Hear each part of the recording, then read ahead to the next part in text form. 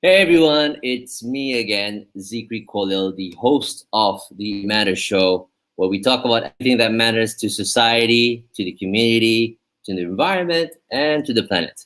It's been a while since I came out with another video, simply because we've been so knackered with this whole COVID situation here. But rest assured, things will only get better from now on. New measures are coming out, and it's great to see that some parts of the world are slowly recovering. But for those who are not, we only can wish you well. And if you want to find out more how we can help you, please visit us at theinsignment.com. Today, we have another spectacular guest, homebred here in Malaysia. She has sort of been involved in an activity that what many people would not really pay much attention to. And I want to make this a topic where people talk more about. And with us, I'm not really sure where she is right now in Malaysia, but without further ado, I'd like to invite Datin Suliana Shamsuddin, who is the chairperson and the executive director at YOKUK. Welcome to the show, Datin. Assalamualaikum and hello Zikri, how are you? Waalaikumsalam warahmatullah. Everything is good. I mean, I'm just overworked, under-traveled, underpaid, just like many of us here. Suppose, yeah. Yes. Where are you right now? Where are you residing at the moment? I'm in PJ, Petaling Jaya in Malaysia. Oh, PJ. Yeah. We're very close. I'm in Bangsa only. Oh, okay, not so far. No, I've not been able to go back to Kelantan for a while, so yeah, because of this pandemic. Well, definitely. I mean, as I understood, your foundation focuses on helping the disabled, the underprivileged, with different kinds of spectrum that you're focusing on. But I would like to understand further more about how did you get yourself involved in this? Was it a strong why that you are pretty much getting your hands much more dirtier to make this a much more relevant topic for people to really pay attention to? Well, basically, I've been in we've started this foundation 22 years ago. Basically, my husband and I, of course, we live in KL, but we go back to Kelantan a lot, and we found that there wasn't sufficient facilities for the disabled and underprivileged in Kelantan. I mean, there were pockets of persatuans, specific in terms for example, for the people who have Down syndrome, for people with in terms of the blind, etc. But we felt that there was a gap, in terms of providing all that you need for the people with disabilities. So we set up what is now, we call it as YOKUK, a foundation for the disabled and underprivileged, 22 years ago. And it has, from being just a one-room place, is now we've managed to register around 5,000 over clients under us. Now, our concept is that they don't stay at our center. Okay, so they basically come to our center like a one-stop center where we provide all kinds of facilities for people who need therapy, for people who need welfare help, people who need sort of educational, vocational training, and for people who need palliative care, actually. And we also go out to the villages to also provide these services as well. So this enables us to really reach out to a really wide number of people. So that's why we've got more than 5,000 people and families registered to our center, as opposed to if you were to have it residential, then it really limits you. Okay, so at the center itself, we have got many facilities because so that then they can come in for their very needs.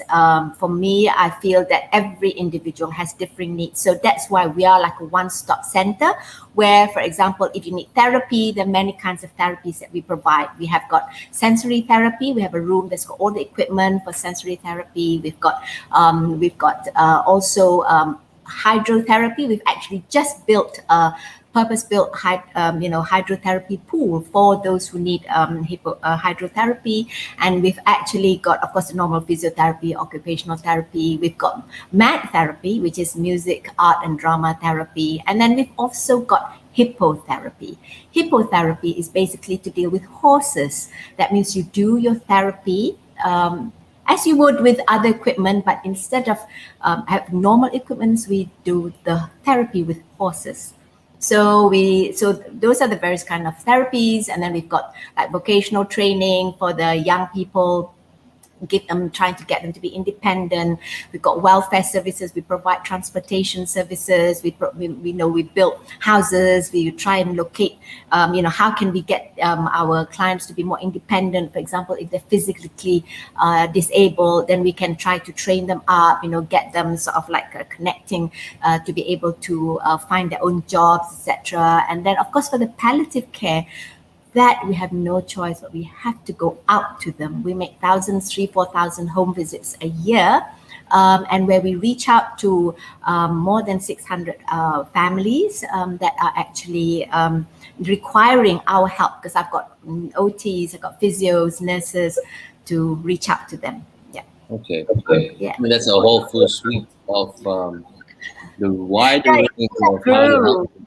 Yeah, it kind of grew because, as I said, so many people, different people that need different things. I can't just say, okay, everybody just do, basket weaving or something like that. You can't, No, because, it's not. you just got to get different people and then you've got adults and you've got the younger people, and there are so many of them, and we're really not reaching out to enough of them, because, to be honest, WHO figures actually states that 12 to 15% of a population are persons with disabilities.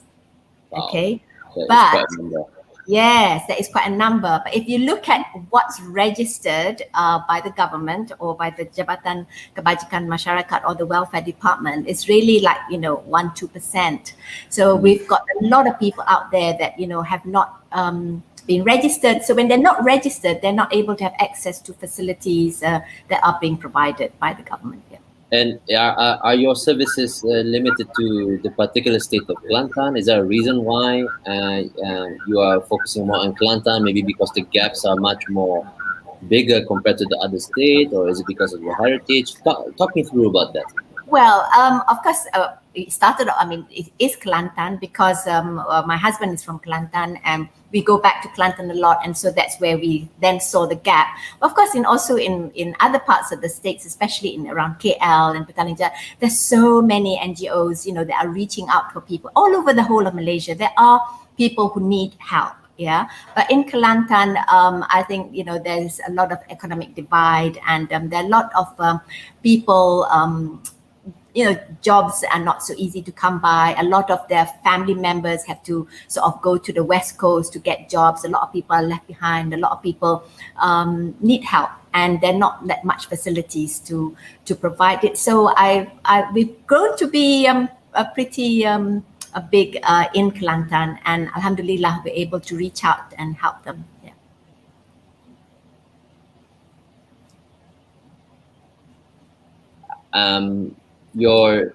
Would you say the way how you're getting yourself funded is obviously through not just donations, but there are also corporate sponsorship? Is there a grant that you are working with a local university that helps you with research, for example?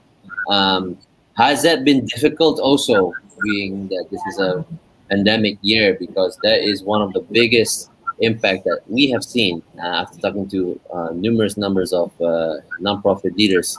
Could you comment on that a bit? Yeah, I think, of course, as any NGO, we rely very heavily on corporate sponsoring and also on public funding or personal funding. And we don't really have any sort of like regular funding that comes, all the time.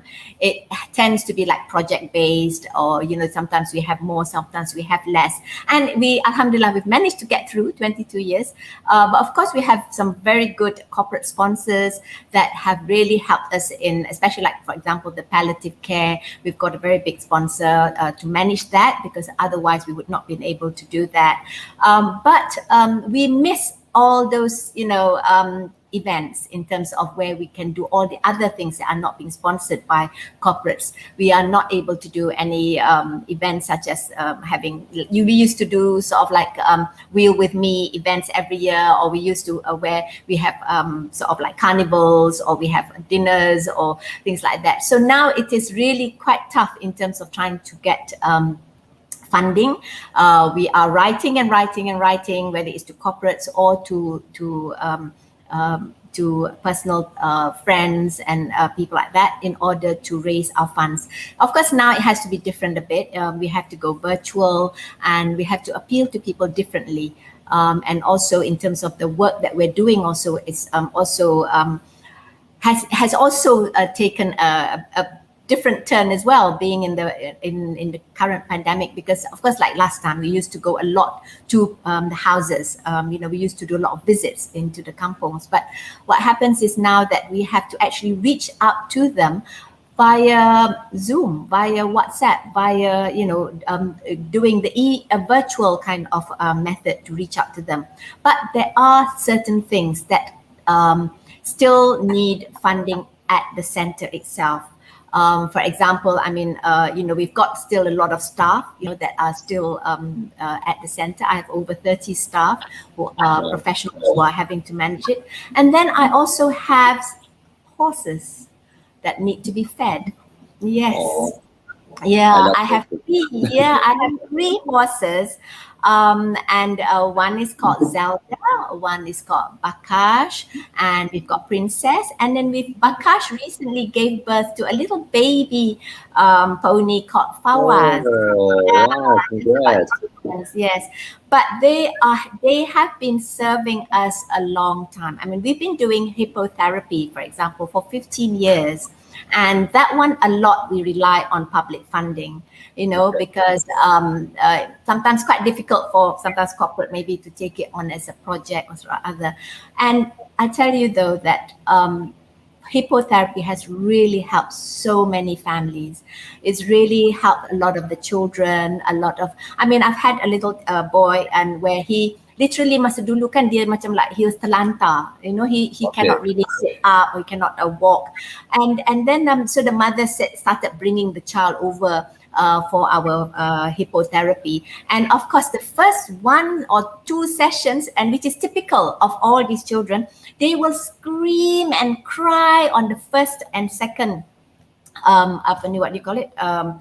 therapy, because you put them on a horse. Okay, and how does it work? Okay, basically what happens is that the movement of the horse, will basically adjust any sort of like imperfections or whatever that needs to be corrected. And so they will also help to give them the sort of like the therapy, moving the muscles that had not been moved, for example.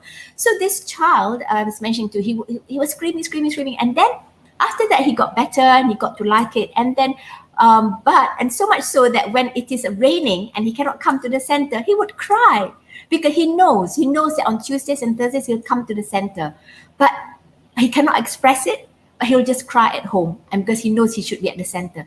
But after 2 years, he can walk already, but of course with a walker, like aided. But from being terlantar, and then you've got children that have got more sort of like social. They used to be like very malu and their head down, and they cannot communicate. And then being on the horse has helped them. Their social behavior has improved, in terms of being able to communicate more. And these horses have been very, very patient. They walk them through. And all my therapists, they are trained. That's why it's not riding therapy. A lot of people think that it's just a joyride. It's not. We do proper therapy. They've all been trained to do. That's why we carry out hippotherapy. And we actually do this almost every day to do this therapy. And all these services are provided for free. Whereas if many of you who do maybe send your child for therapy, hippotherapy, maybe in KL, Selangor, and it's not cheap. It's very expensive, because it is expensive to actually look after a horse. let alone 3 horses, so, you've got to feed them. They don't know that there is a pandemic. They don't know that, people Of course. cannot come or whatever. They need to eat. They need to, and the vet charges, their hooves, and then the stables and the people and all that. So, so recently when we got an offer as in terms of whether we can get, some project, and that's an immediate one. I really need, because the horses, and as soon as we can get the kids back on, we have got like 125 people registered to do the hippotherapy at YOKUK. And of which more than 100 of it are actually kids that come. They come twice a week, but then they also do a combination. Sometimes they come for the hippotherapy, then they can also go for hydrotherapy together. So that combination, really, the rehabilitation is faster, alhamdulillah, for them. And so that's why it keeps on growing, our numbers at the center. Alhamdulillah. I mean, the center is in Kelantan. I take it in Kota Baru or in Kota Baru, Jalan Padang Tembak, Okay. is in Bakalan Ceper. For those, it's very near the airport.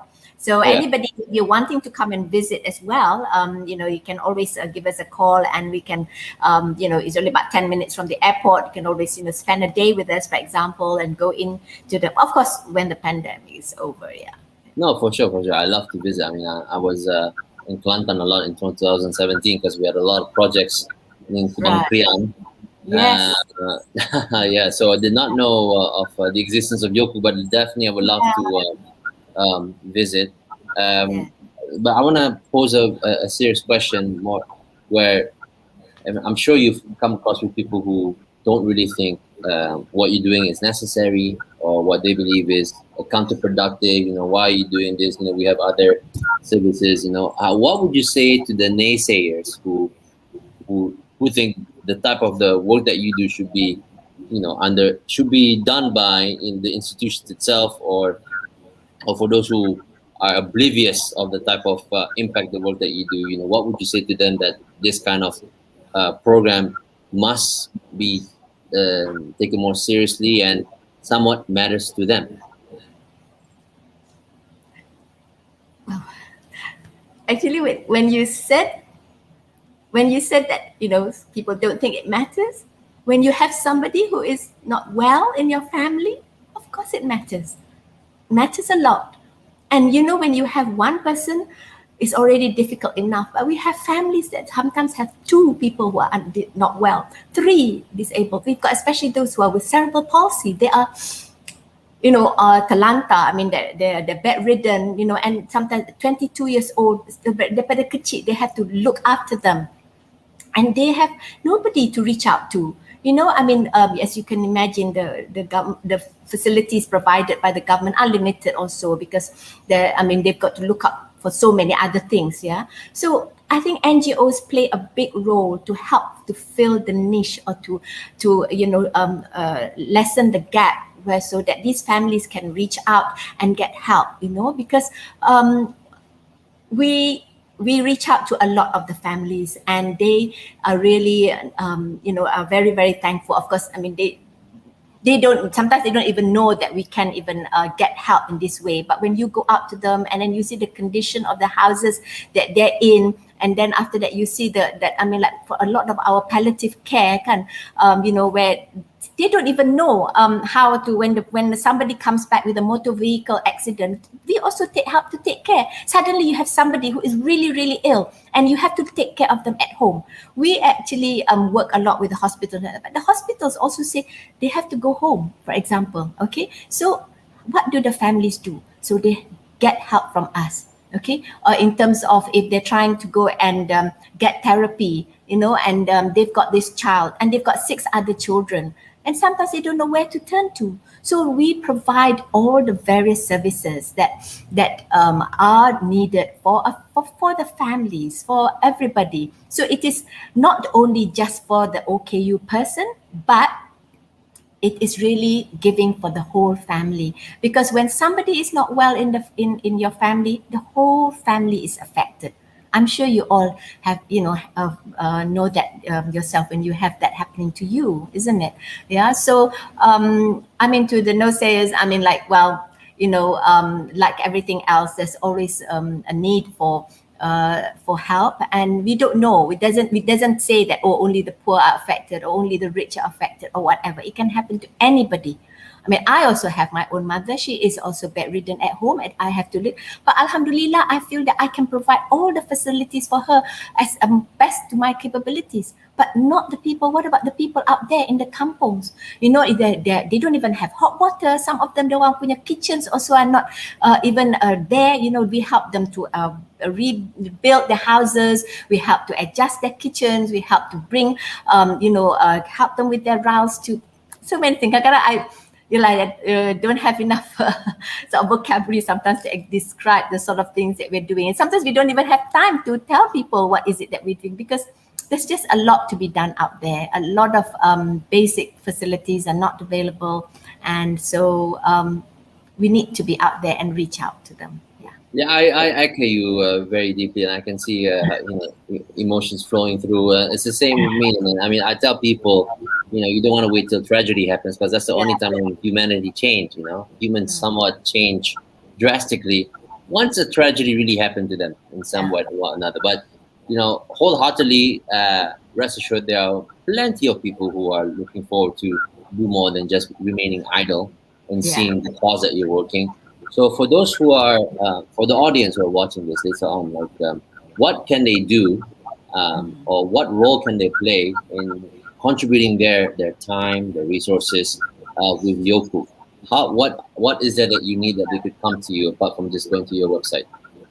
Yeah, I mean, of course, the most important at the moment is really financial help, because I need like over 800,000 a year to actually provide my services, because everything that we provide to the clients is free of charge. We don't charge them, but I have got staff to pay, utilities, I've got the horses, we've got a lot of vehicles, and we just need the vehicles because they need to reach out, because public transport, we can't rely on the public transport, to bring them in. So, and in Kelantan is different from KL, okay? Yes. There are lots of things that we take for granted here, but it's not the same out there. So I need the funding in order to carry out my services. So we have got, of course, our you can donate direct to CIMB account. The number is 8000492200. So, and the name is Yayasan Orang Kurang Upaya Kelantan. But if you want to reach out to us, you can always reach out to us to the incitement page as well. And also we have got the project number that's listed down there in the screen as well. Yeah. Mm-hmm. Okay, great. I mean, that's. I've left. We will definitely take the details of what you just mentioned on the show once it's published, and of course, for those who want to help out with the Hippotherapy project, which is a project dedicated for the horses. If you love Princess and and Fawaz, who just been born, and want to help more children to get the therapy they need that is truly effective, please go to this website right here, this link down here, and contribute yourself. If you want to go find out more about Datin Suliana herself and her team, don't shy away and go to her website at v2.yokuk.org. And Simon is here to help as much as we can. And of course, as I promised you, we want to make sure that your message is heard from the masses, and that's what we do as the best as we can. And I just want to thank you, Datin Suliana, for making time with us, because it's not always very easy to find, grassroots leaders like you to make time, for a bit of chit chat. So 20 minutes is all we need, and 20 minutes is what we got. So I want to thank you so much, Datin, for being in the show. I wish you all the best in your future endeavors, and we promise you we'll do our best to help YOKUK and your cause. Thank you so much. I really like to take this opportunity to also thank Incitement for this opportunity that you're giving us, and we really need your help. Thank you so much, everybody. Thank you, Zikri. Thank you, Datin. I will be in touch with you very shortly. All right. Thank you. Take care.